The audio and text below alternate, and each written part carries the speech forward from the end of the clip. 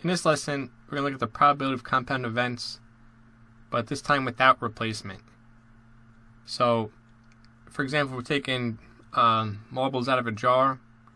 We're not going to replace it the next time. So let's look at an example. Say we have a jar, and there are 3 blue marbles, 2 red marbles, and 4 yellow marbles. Okay, we want to know what the probability is of drawing a blue marble, and then a second blue marble, and then a yellow marble. So we're just going to multiply these probabilities together and get the final probability. But we're not replacing a marble after we take it out. So first of all, let's see how many marbles there are to begin with. 3, 5, 9. There's 9 marbles in the beginning. Okay, and we want to see what the probability is of drawing a blue marble. Well, initially, the first marble, the probability of it being blue, would be 3 out of 9. Okay, now we want to see what the probability is of the second one being blue. Okay, after we drew the blue marble, there's 1 less blue marble. So now there's only 2 blue marbles to choose. And not only is there 1 less blue marble, there's 1 less marble altogether. So now there's only 8 marbles. So after we draw a blue marble, the probability of the second one being blue again is only 2 out of 8. And now we want to draw a yellow marble for the third marble that we choose. Well, there's 4 yellow marbles still in the jar.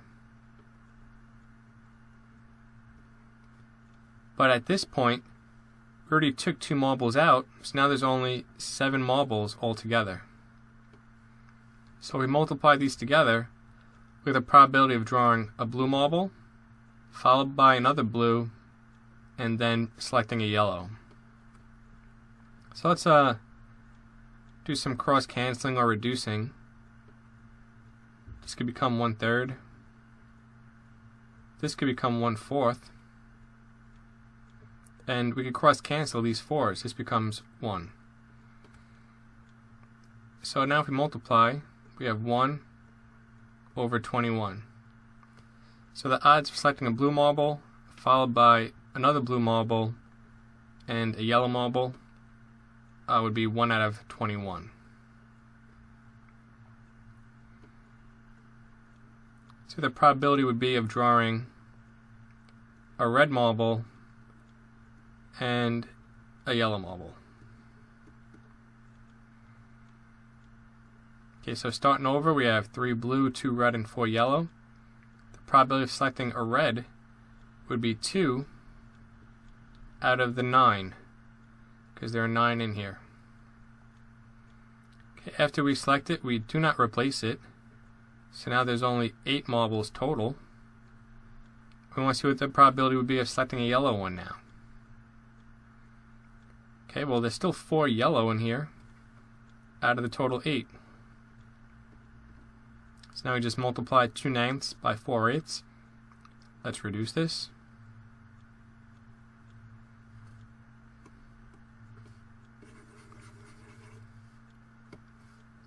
Let's reduce this.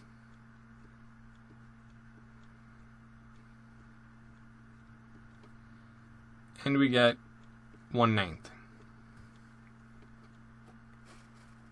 One more example, we'll do the probability of selecting a red marble, then another red marble, and a blue marble.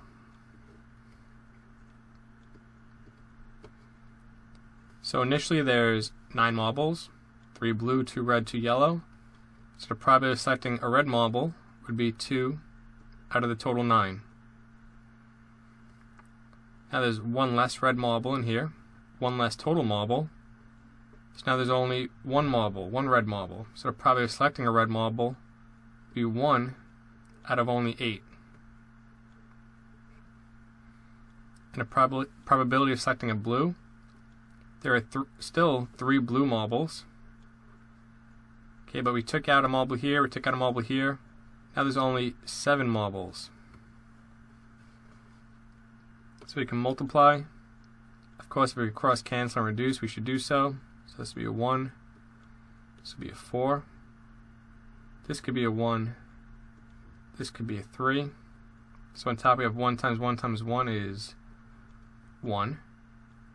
And here we have 3 times 4 times 7. 3 times 7 is 21. Times 4 is 84. So odds of selecting a red, and then another red, then a blue, would be 1 out of 84. So this is the probability of compound events without replacement. So each time you select a marble, you remove one of that kind, and also you get one less out of the total.